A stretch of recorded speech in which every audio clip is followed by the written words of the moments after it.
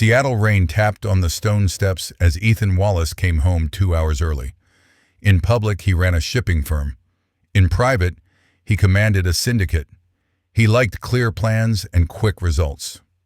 6 months ago, his wife, Julia, died. Since then, his 4-year-old daughter, Lily, had not spoken. Doctors told him to wait. He hated waiting. He entered the oak door. The house was clean and cold. Cameras covered every hallway. Guards kept their distance. Order protected his life and his secrets. Today, a hard tug in his chest sent him home before sunset. He trusted such instincts. Halfway down the hall, he heard what the mansion had lost: singing. A small voice, careful and sweet, floated from the kitchen with the clink of dishes. "You are my sunshine, my only sunshine." He stopped. It was not a speaker. It was alive. At the doorway, he saw them. Naomi, the new nanny, black, calm, and steady, worked at the sink with sleeves rolled up. She made washing feel like a game. On a sturdy stool, Lily handed her spoons and hummed along. The girl's mouth curved into a smile he had not seen in half a year. Ethan's hands went numb. Lily turned and looked at him. She swallowed, then said it. "Daddy." One word. 6 months of silence broke at once. Ethan's knees weakened. He caught the frame because he would not fall in front of his child. His thought was plain. "I never expected to hear that again."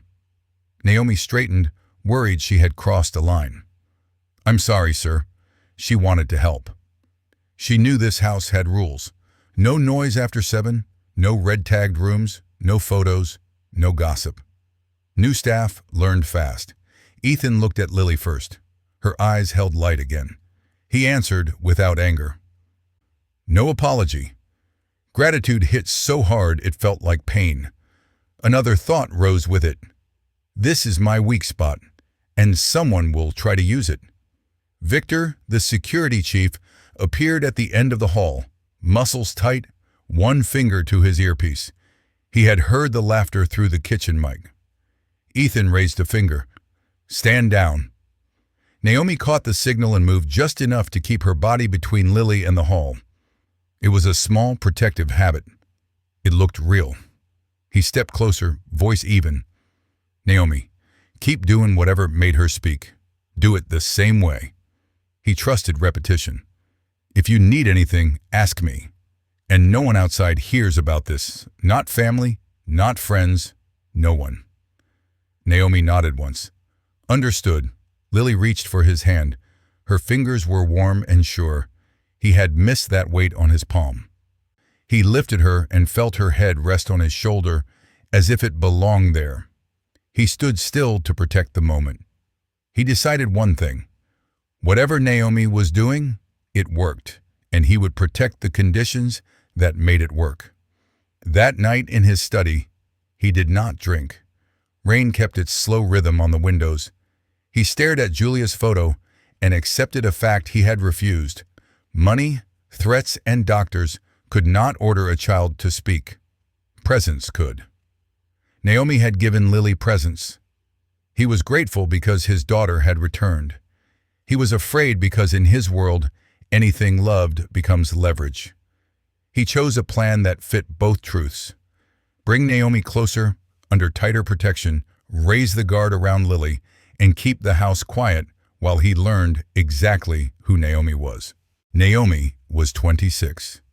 She was black, soft-spoken, and practical. She came from Oregon and carried herself like someone who had learned to stay calm in crowded rooms. At home, she was the oldest sister. Ben was 17, Noah 12, and Emma 8. Their father drifted in and out. Their mother worked nights. Naomi held the center.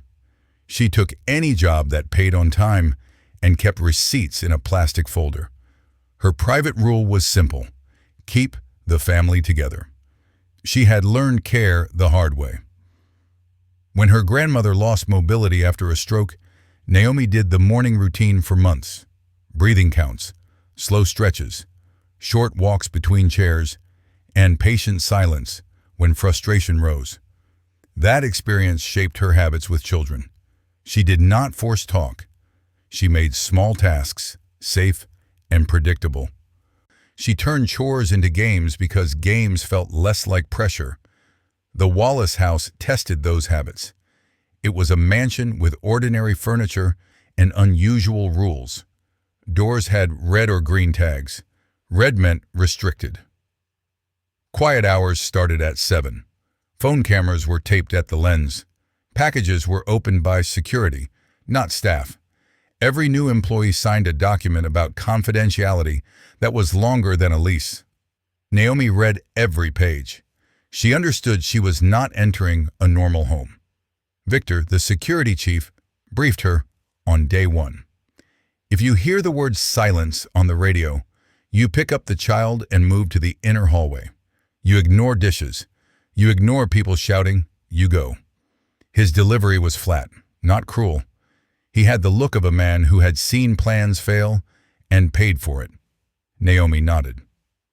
She asked where the inner hallway began and ended. He liked that she asked that kind of question.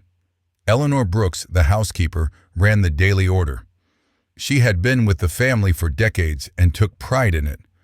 She trained staff to fold towels a certain way, to stack plates in a certain order, and to speak to the child with clear boundaries. Eleanor believed structure kept people safe. When Naomi arrived, Eleanor walked her through the linen room, the pantry, and the nursery list. She ended with one warning. Do not become the center of this house. The child needs consistency, not attachment that cannot last. Naomi accepted the words. She also knew children heal through connection. She decided to stay kind and steady and let results speak. Naomi needed this income. The siblings' rent had gone up. Their building was under pressure to convert. If she lost this job, they could easily slide into a shelter. She sent half her first paycheck to Ben for groceries and bus passes. She kept the rest for a winter coat and for Lily's stickers and colored pencils. She did not tell anyone at the mansion about her bills. She kept her life in 2 lanes. Ethan kept his life in 2 lanes as well.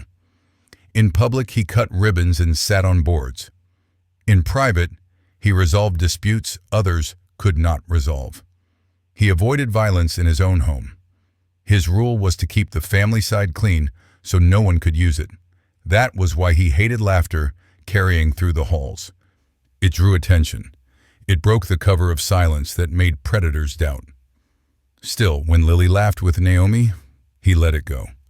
He measured risk against outcome and accepted the trade. Outside the walls, rivals watched for weakness. The death of Julia had put questions into circulation. Was the boss distracted? Was the child protected? Would grief make him sign bad deals? Rumors traveled fast in cities where drivers, doormen, and stockroom workers rotated between employers. People had whispered that the child no longer spoke. To men who valued pressure points, a quiet child looked like leverage. That was the stake for Ethan. If the world learned his daughter was speaking again, some would cheer and some would move. They would test alarms. They would fish for the person who changed the house. That person was Naomi. He knew the pattern. First, praise. Then gifts. Then a favor. Then a request. He had seen it play out with accountants, lawyers, and doctors. He would not let it reach the nanny. That was the stake for Naomi. Keep the job, keep the siblings housed, and do no harm. Her instinct said the girl needed rhythm. Wash, count, stack, sing, rest. And a quiet adult who did not scare easily. Her plan was small and repeatable. Morning, sunlight, and a 2-item to-do list for Lily. Afternoon, 1 new word and 1 outdoor task. Evening, warm bath, short song, lights down. She wrote this on a card and put it in her apron pocket like a recipe. Eleanor watched the changes with a divided heart. She liked that Lily slept, ate, and smiled. She did not like that the new nanny had become the center point of the child's day. In houses like this, centers drew fire. She told Victor, "We cannot depend on one person." Victor agreed. He asked for alternates on every routine. Naomi provided them without complaint and trained a junior maid to run the same steps. It was a practical concession that lowered heat without breaking trust. By the end of the first week, Lily was humming through breakfast and handing Naomi a spoon to stir while counting to 10. Ethan noticed that he was eating earlier and checking his phone less. The house had not grown loud. It had grown alive. He felt relief and tension at once. Relief because Lily was stronger. Tension because happiness is visible, and visibility invites tests. He raised the guard rotation. He moved cameras to cover blind corners. He told Victor, "If a rumor starts about a singing child on Queen Anne Hill, I want to hear it before everyone else." The next evening, Victor reviewed the house rules with Naomi again. He spoke like a trainer, not a bully. Quiet hours start at 7. Kitchen laughter carries to the street microphones. Keep games before 7. No staff phone use within the red corridor. Announce room changes on the radio. Naomi repeated each line back. She understood the reason. Noise draws notice. Notice draws tests. She agreed to follow the timing even if Lily was mid-song. At 7:05, the first test came. Lily finished her bath happy and loose, hair wrapped in a towel like a small crown. Naomi meant to start bedtime, but the child pointed at the dish rack and whispered, "Spoons make rain." Naomi hesitated, then tapped a spoon on a pan, soft, steady, like a heartbeat. Lily giggled and matched the rhythm. It was gentle, not wild. Still, the time was past 7. Victor texted a single word to Naomi's work phone, "Volume." She cut the game at once and shifted to a whisper counting game. Lily pouted. Naomi explained in plain words, "We play loud before 7. After 7, we play quiet. That is the house rule." The child accepted it because the boundary was simple. Eleanor arrived with folded towels and a cooler gaze. "Miss Naomi, bedtime is not a classroom." The words were clipped, but not shouting. Naomi nodded. Understood. She did not argue in front of Lily. After Eleanor left, Naomi changed tactics. She guided Lily through slow breaths and a short hum under the blanket. It was not singing. It was a vibration game. The girl relaxed. Naomi learned, give the body a pattern and the mind follows. 2 days later, the red corridor rule went tight. Lily wanted to show Naomi the first rosebud on the balcony. The shortest path cut past Ethan's study, a red tag zone. Naomi radioed, moving the child to balcony via green hall. Lily tugged her hand and drifted towards the red corridor anyway. A sensor chirped. Victor rounded the corner immediately, calm but firm. Green hall only. Lily startled and hid behind Naomi's leg. Naomi put a hand on the child's back and said, "We take the long way. Grown-up hall is red." She walked the loop without complaint. In her head, she marked the map again. Safety was slower. So be it. That night, Ethan reviewed the camera clips. He watched Naomi catch herself at 7, pivot to quiet play, and accept the long route without showing annoyance. He saw Lily's shoulders drop from tense to settled. He felt two things at once, pride in staff discipline and gratitude for the nanny's judgment.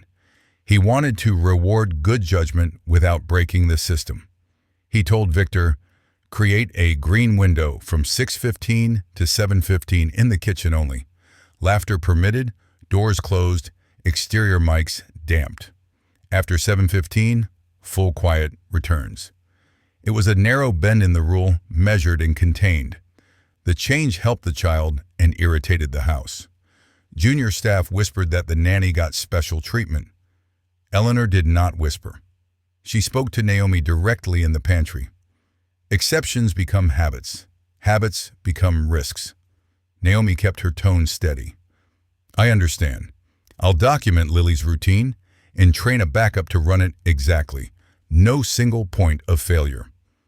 The offer surprised Eleanor. She valued systems. Naomi wrote the steps on a clear sheet and spent an afternoon showing a junior maid the games, the timing, and the hand signals for quiet. Eleanor's shoulders eased. Structure had returned. Even with structure, friction found a way. On Saturday morning, Naomi led Lily to the sunroom for plant watering. Naomi checked the door tag, green yesterday, and missed that Victor had switched it to red for a camera fix. The lock clicked, and a soft tone pulsed. Two guards turned the corner at once, hands open, not weapons drawn. Lily froze, wide-eyed. Naomi stepped in front and crouched to make her body the child's horizon. "It's okay. We used the wrong door. We will go back now."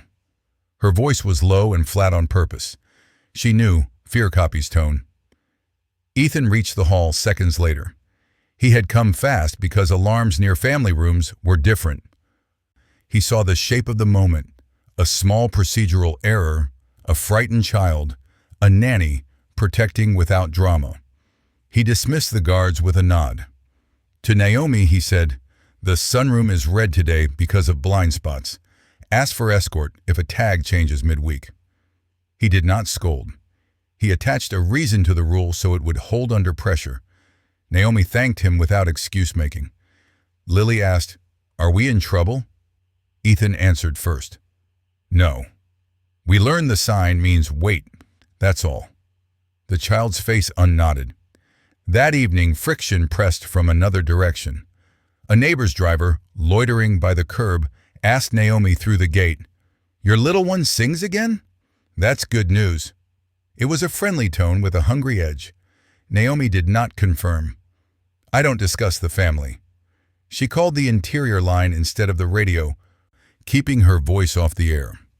Victor logged the contact and rotated the perimeter route. Ethan reviewed the note and saw the pattern he dreaded. The house's happiness had leaked to the street. He cut external staff access by one notch and told Victor to test the exterior mics during the new kitchen window to ensure nothing bled out. By week's end, the rules felt like a fence, not a cage. Naomi kept her play inside the fence and showed the child how to touch the rails without getting burned. Eleanor still guarded edges, but she read Naomi's routine cards and corrected less. Victor respected that Naomi reported her own mistakes before anyone else did. Ethan noted one more detail. Every time tension rose, Naomi placed herself between Lily and the source. It was instinct, not performance. In his world, instincts matter more than resumes. He still wanted answers about her past, but the house had stabilized. That is when enemies usually test the gate. Naomi began with simple symbols. She chose a red rose from the garden and held it up in the kitchen light. "Red means mother's love," she told Lily. "When you miss mommy, we can look at a rose and say the feeling out loud, or we can just hold it and breathe." The child repeated the rule like a spell. That night, when fear tugged at her chest, Lily asked for a rose on the nightstand. She slept without waking. Naomi wrote on her routine card, "Cue object, red rose. Result, longer sleep." In the morning, Ethan found the rose by the pillow and understood the purpose at once. It was not decoration. It was a bridge. He felt gratitude and a pinch of shame that he had not built the bridge himself. He told himself the truth in a plain sentence. "She sees what I missed." Naomi continued to fold learning into chores. When they sorted laundry, Lily named colors. When they cooked, Lily counted carrots and measured spoons. When they set the table, Lily learned shapes and placements. The house grew calmer because order came with warmth, not hardness. Eleanor noticed plates were in the right spots without reminders. She said less. Ethan started joining the small tasks. It surprised the staff because he usually kept distance. He put on old gloves and helped dig shallow holes in the garden. Naomi guided the pace. "Let her pour the water. It tells her she can care for something." Lily poured slowly, eyes serious. Later in the kitchen, they baked cookies.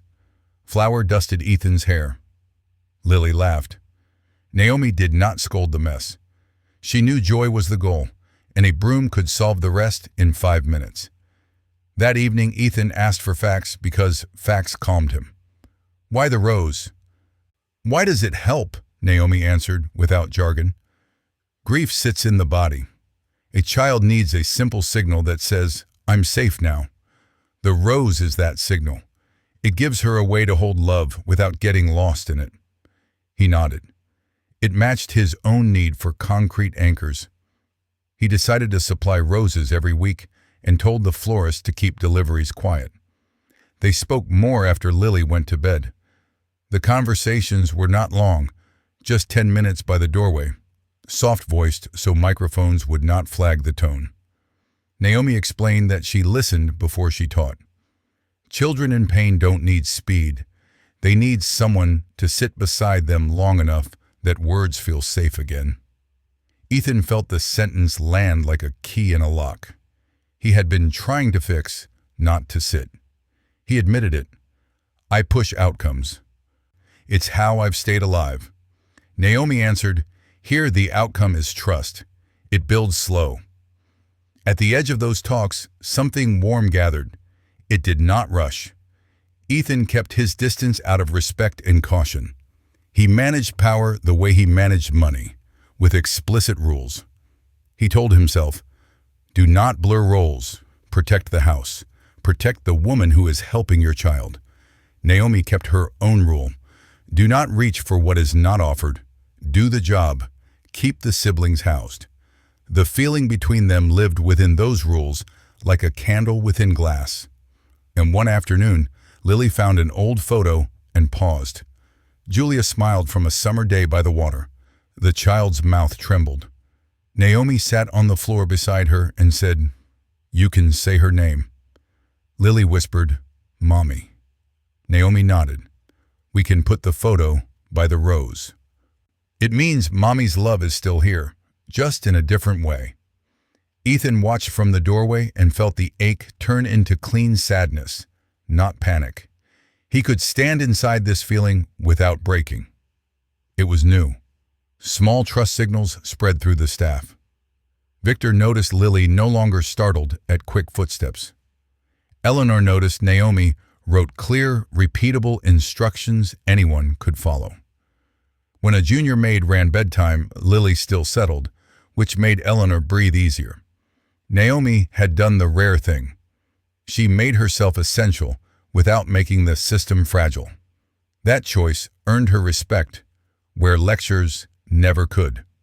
On a cool Saturday morning, Ethan took Lily to the nursery store while Naomi listed tools on her phone. They returned with soil, stakes, and a small watering can with a sun stamped on the side. The project had reasons: structure for the day, purpose for the hands, a quiet way to talk about growth. Neighbors who liked to gossip saw nothing because Victor timed the trip and switched cars twice. Security kept the family's softness out of view. That night, the three of them ate at the kitchen island instead of the formal dining room. The room was bright and ordinary. Lily swung her legs and told a simple story. We planted roses. Daddy dug. I watered. Miss Naomi said roots need time. She said it proudly, as if she had learned a family rule. Ethan met Naomi's eyes for a second. The message inside the look was clear. Thank you. Keep going. Later, on the back porch, the air smelled like wet soil. Naomi brought tea. Ethan spoke first. You changed the house. Naomi shook her head. Lily changed because you let her world be small and safe. He held the cup and admitted a fear out loud. Warmth draws enemies. Naomi did not flinch. Then we make the warmth hard to reach. She outlined simple steps, predictable routes, decoy routines, a short list of caregivers who all use the same words. It was practical and close to the plans he trusted. He felt the rare relief that comes when strategy and care point in the same direction. When she stood to go, they did not touch. That restraint was its own form of respect. Inside his head, Ethan said, "Not now. Earn this right." Inside hers, Naomi said, "Keep lines clean." The bond deepened anyway, built from daily proofs. A child sleeping longer, a plate placed right, a rose that meant love without breaking the heart that held it. The first sign did not look like danger. It looked like comfort. On Tuesday afternoon, Lily pulled a teddy bear from the back of her closet. The fur was rubbed to a shine. Julia had bought it years ago at a hospital gift shop. Lily hugged it and would not let go. Naomi approved because the bear calmed the child, but habit made her check seams in toys brought out of storage. Behind the left ear, she felt a hard pebble that did not belong. She kept her face calm for Lily.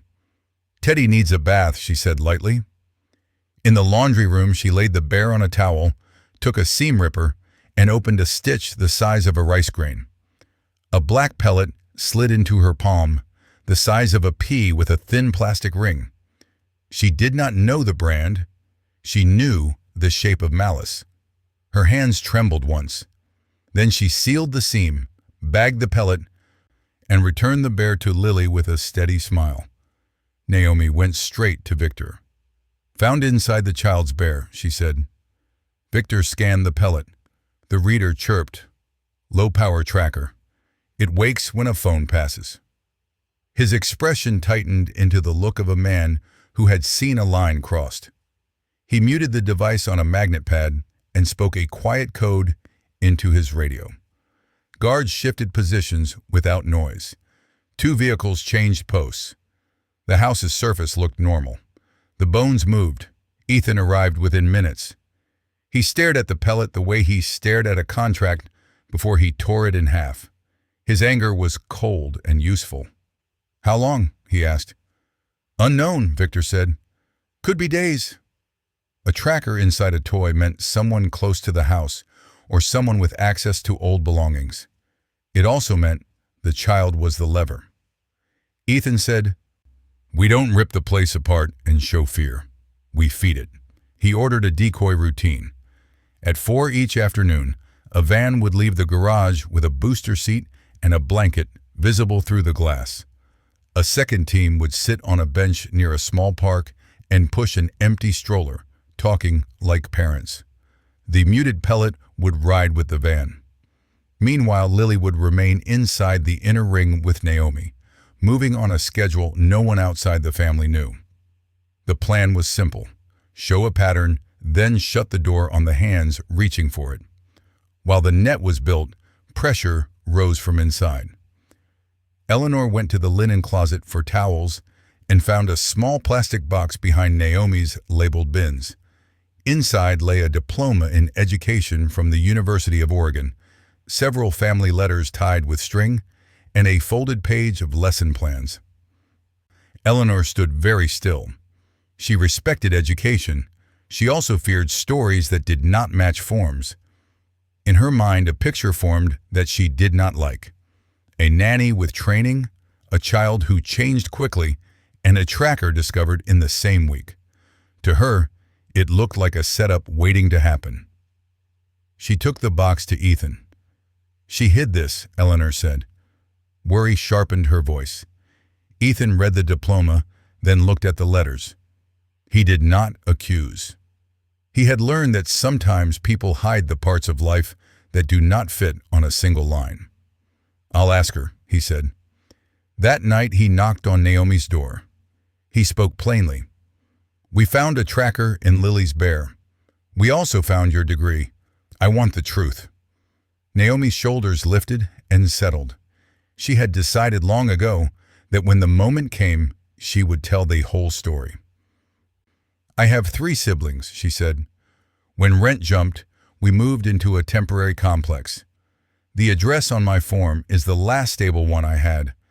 I meant to update it after probation. The diploma, in houses like this, a degree can look like ambition. I did not want anyone to think I came to climb or to replace anyone. I came to work, pay bills, and give the child safety." He studied her face, her hands, the steadiness of her answers.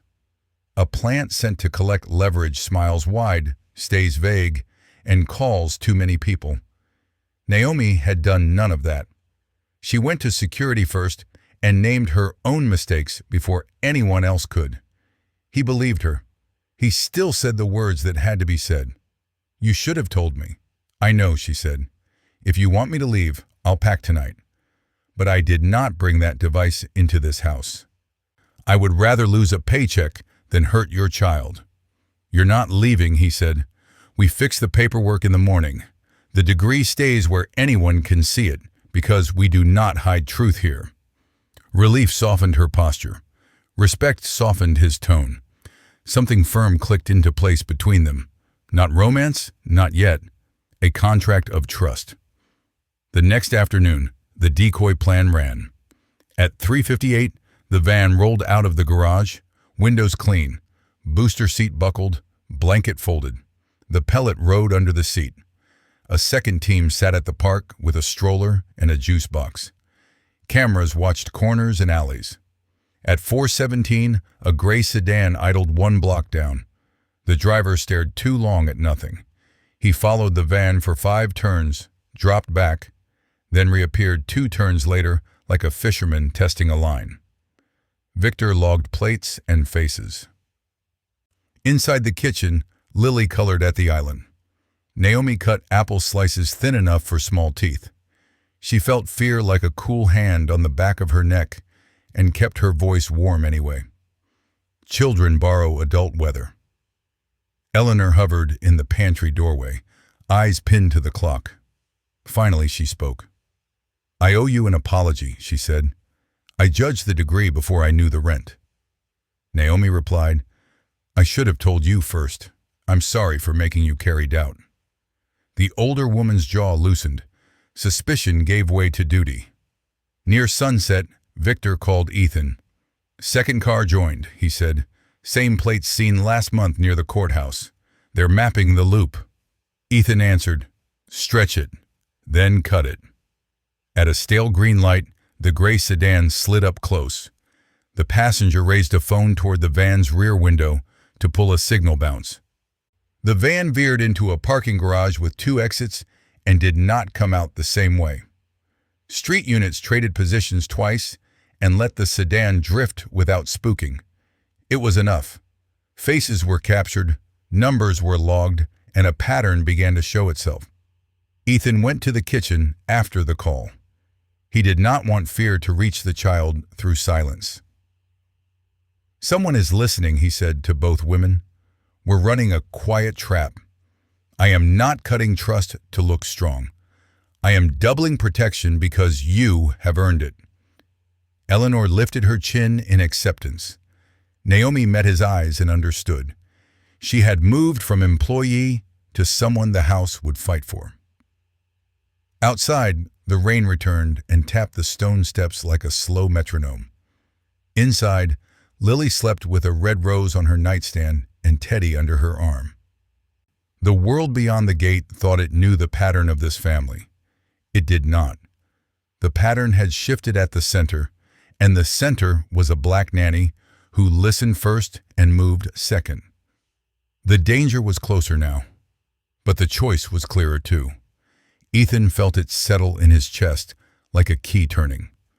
To protect what was real, he would have to stand in the open and claim it. By Thursday, the watchers adapted. The gray sedan vanished. A blue rideshare rotated drivers. The bait van still left at 4 with the muted pellet under the seat. At noon, a gossip blog posted a grainy photo of Ethan holding Lily's watering can. Caption, "Soft spot of a hard man." It hinted at songs and a new nanny running the house. It did not name Naomi, but the bell rang. Tests would follow. Victor traced the upload to a burner at a coffee shop. 2 possibles on camera, both small time. Mid-level pressure, stir talk, watch reactions, wait for a mistake. An hour later, a white panel van slowed near Lily's preschool gate, then rolled on. The guard wrote the plate on his hand. Victor added 2 cars to the school and stacked the inner ring at home. The house went quiet and ready. Eleanor met Ethan in the study. "We reduce variables," she said. We removed the nanny. Her voice was tight. Victor arrived and agreed on risk. Fewer paths to the child if Miss Naomi is off-site. Ethan heard the logic and felt the cost. Lily's voice had rebuilt around Naomi's routine. Pulling the center now would teach the child that good things vanish. He named it, a moral choice wearing a security uniform. Naomi stood in the doorway, calm, not reckless. If I leave, Lily hears the leaving more than the reason. Sleep will break. We can plan better. What plan? Victor asked. Make me the decoy you control, Naomi said. Keep Lily in the inner ring with 2 caregivers trained on my steps. I will run a visible routine that invites a grab. You set timing, rote, and cut points. You'd risk yourself? Eleanor asked. My job is to keep the child safe, Naomi said. I won't be brave for show. I will follow orders and move like a nanny on an errand. Ethan felt pride and fear together. He locked both down. Conditions. You never move alone. Earbud. Tracker. Panic strip. If any part breaks, you stop. Agreed, Naomi said. They drafted the plan at the kitchen island while Lily colored. The decoy route would mimic a preschool run. Front door to car, short drive to a grocery lot, slow walk toward the doors with a small bag of snacks visible. A junior maid Naomi's size would push an empty stroller with the pellet and a weighted blanket. Cameras covered angles. Exit cars waited in 2 directions. Victor drilled hand signals until everyone could follow without thinking. Naomi practiced the walk and small gestures. She did not act brave. She acted ordinary. Before the first run, Ethan told her by the mudroom, "You gave this house quiet. I will not let you be harmed." Naomi answered plain, "Fear makes children small. If we finish clean, Lily stays big." At 3:55, the team rolled out. The rideshare slid 2 cars back. A second car with shaded windows arrived from the east. The lot took them at 4:07. Naomi stepped out with the bag. The junior maid lifted the stroller. Victor's voice stayed steady. Maintain pace. At the cart return, a man tried to stall Naomi for directions. She pointed without stopping. Inside, left. The shaded car crawled past, phone aimed low at the stroller wheels. On signal, Naomi touched the handle for 1 second so the camera would see a nanny hand near a child, then let go. The bait had the right shape. At 4:12, they loaded and left. The rideshare followed 2 turns, then broke off. The shaded car held on until Victor called, "Cut right, Garage B." They slid into a ramp with cameras and 2 exits. 2 plain sedans blocked the exit 10 seconds, long enough to grab plates and a face, then let the car pass. No chase. Information first. Back at the house, Eleanor took Naomi's coat and exhaled. Lily ran in and waved a drawing of a red rose. "Miss Naomi, I drew Mommy's love." Naomi knelt and took it with both hands. She had not said danger once. She had kept the rhythm. Victor's summary reached Ethan within the hour. "Second car links to Marco's cousin," he said. Marco was Victor's deputy. The words hit hard. Ethan kept his voice flat. "We test again. If the pattern holds, we move with witnesses." "If he's dirty, I'll take him down," Victor said. "No," Ethan said. "We do it clean. No scenes. No bodies." Eleanor released the push to eject Naomi. She had seen the child untouched by the outer storm. That was the measure that mattered. That night, the blog posted again. "Who is the woman changing the Wallace house?" The photo showed only Naomi's sleeve near the stroller. No face, no name. Ethan clicked the screen off and set it in the open. "You stay," he told Naomi. "We strengthen the fence and finish this." Naomi's shoulders eased. She was not a hero in her mind. She was a worker who kept promises. Her promise was to Lily's sleep. She would keep it. Victor tapped his earpiece and moved his pieces. The dirty move had come. The answer would be simple: bait, reveal, and stand without flinching. Rain came hard on Friday night. Victor called it a gift because weather muffled footsteps and kept neighbors in. The decoy signal went out at 7:40. A window repair crew would enter the rose garden at 8. That was the bait. The pellet sat in the empty stroller again, now tucked under a baby blanket with cartoon suns. Cameras watched every approach. 2 teams waited in plain clothes by the hedges. A federal contact sat in an unmarked car 2 blocks away with a folder of warrants ready. Inside, Lily colored at the kitchen island. Naomi checked locks, then moved the child toward the inner hallway when Victor spoke the code, silence, over the radio. The word meant move now. No questions. Naomi lifted Lily and felt the girl's arms grip her neck. Fear was present. Naomi named it aloud because names shrink. Fear. It's loud outside. We'll breathe slow together. They matched breaths, 4 in, 4 out. The child's shoulders dropped. On the monitor in Ethan's study, a side gate camera blinked and went dark for 1 second, then 2. That never happened. A maintenance icon flashed that did not belong to any of Victor's scripts. Ethan felt a thin line of cold anger. Inside his head, this is someone with keys. Victor reached for the manual override. Marco, his deputy, put a hand over the switch. Power surge. Wait, Marco said. His tone was too casual. Ethan watched his eyes instead of his hands. The man avoided the garden feed. It was small, but small things mattered. Ethan said one name, flat and final. Marco. In the rain, 2 figures in dark jackets slid through the hedges on the blind side. They moved like men told the map would be easy. They headed straight for the stroller under the pergola. One raised a cloth loop meant for a child's face. The other spoke into a sleeve mic. Package sighted. At the same second, interior sensors tripped near the basement stairs. The back service door had opened without a code. There were 2 moves, the garden snatch and a backdoor probe. It was a split meant to stretch defenders thin. Naomi heard the basement alert through the earpiece. That door led toward the playroom hall, too close. She moved Lily into the safe stairwell and keyed the inner latch. Her voice stayed even. New game. Hug tight. We count the steps and the breaths. Lily copied the count, eyes on Naomi's face. Naomi's own fear was real. She pressed it down because children read faces before words. In her head, get her below. Make the world small. Ethan stepped between Marco and the console. Open the garden speaker, he ordered. Victor obeyed. Ethan spoke without raising his voice. Garden team, stand visible. No shots. Net only. 2 plainclothes guards stood from benches like bored men changing posture. They pulled a mesh shield up from a planter and snapped it wide. The 2 intruders turned to run. A 3rd team slid out of the rain behind them, calm and quick, and closed the net. No gunfire, just bodies pinned and wrists locked. It was clean because the plan was clean.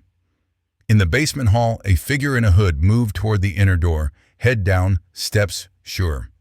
He carried a roll bag shaped to hide tools.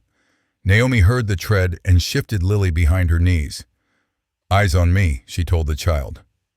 She used the intercom button and said one word that meant all staff turned toward her signal. Front. It sounded like an ordinary word to strangers, but in this house, it pulled weight. 2 interior guards rounded the corner. The intruder darted for the service stairs and ran into a locked cage gate that Victor had set earlier. He rattled it and froze. The guards took him without struggle. Upstairs, Ethan tapped a recorded call on the screen and put it on speaker so the room would hear.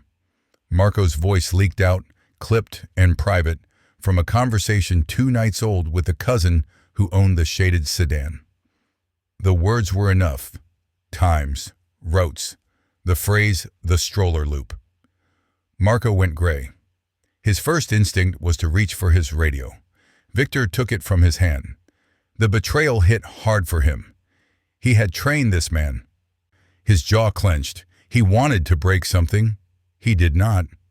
He looked at Ethan and waited. Ethan's decision was cold in public because fear feeds on secrets.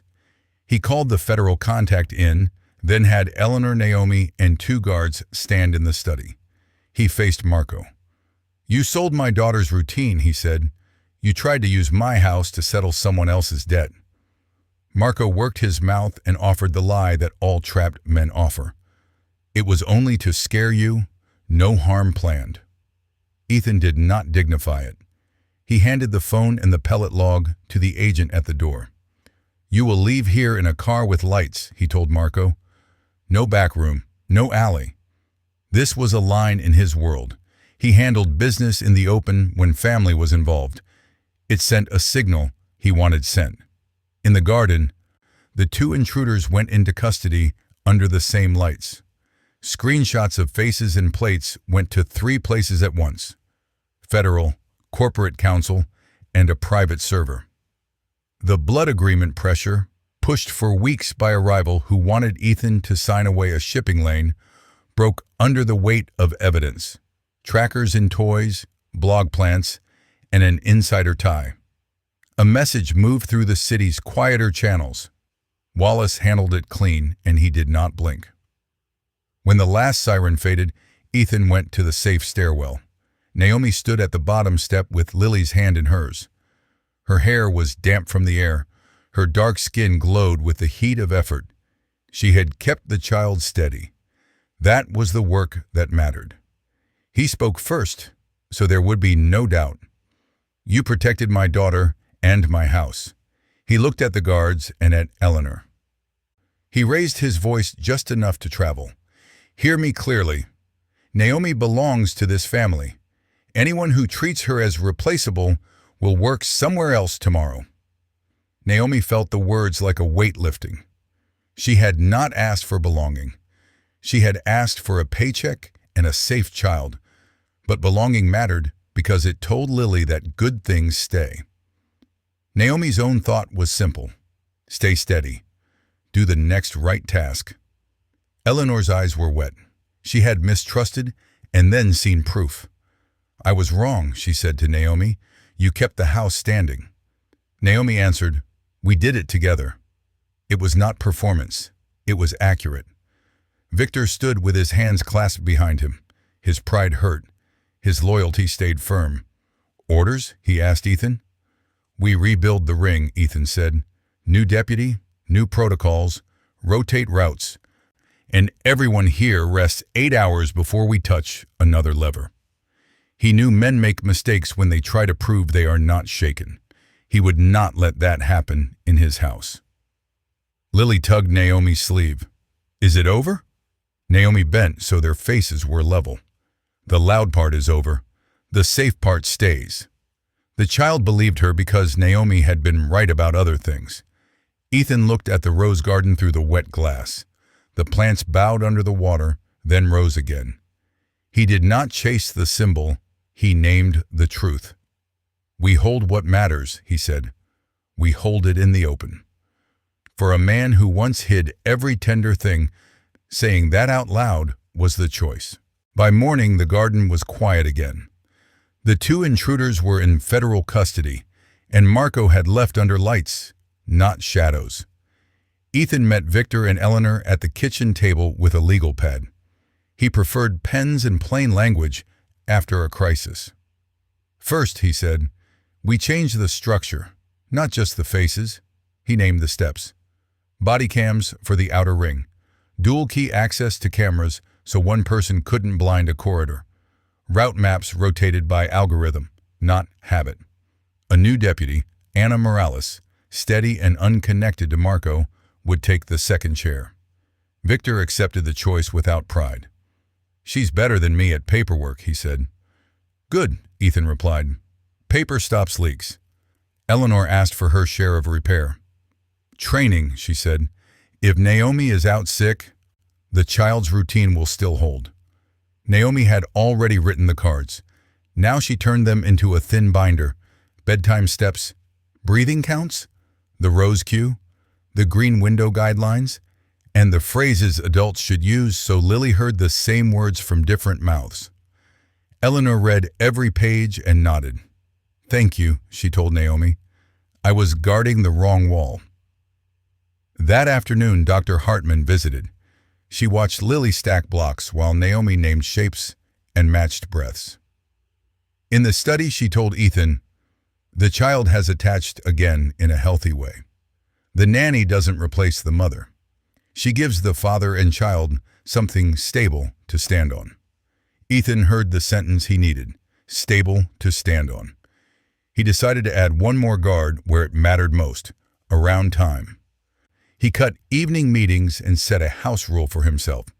Dinner at 7 with Lily, unless emergency. Ethics mattered in the cleanup. Ethan arranged safe housing for Naomi's siblings through a company property that sat empty. He wrote it as a loan with clear terms, low interest, long runway, payments routed automatically from Naomi's account so she would never have to ask or explain again. Naomi read the paper carefully. "Thank you," she said. "I'll pay every month." He answered, "I know." On Sunday, he drove Naomi to pick up Ben, Noah, and Emma so Lily could meet them properly. The children arrived with a bag of books and a plate of cookies. Ben, shy and polite, asked about computer courses. Ethan connected him to a vocational program and warned, "They'll expect work on time." Ben smiled. "That's fair." Noah asked 1,000 questions about ships. Emma and Lily drew roses and taped them to the fridge. The kitchen sounded like a home, not a fortress. A week later, Anna took over shifts with quiet competence. The staff relaxed because decisions no longer bottlenecked. The blog that had tried to bait the house posted a revision about false reports. Lawyers had nudged it. In the circles that paid attention, the message had already spread. Wallace handled threats without spectacle, and the nanny stayed. Predators do not like steady targets. Naomi finally slept a full night. Her body had been coiled for weeks without her noticing. She woke and checked her phone. Class reminder. She had registered for 2 evening courses at the University of Washington, Child Development and Trauma-Informed Care. The books felt heavy in her bag and right in her hands. She arranged her shifts so she could study after Lily's bedtime.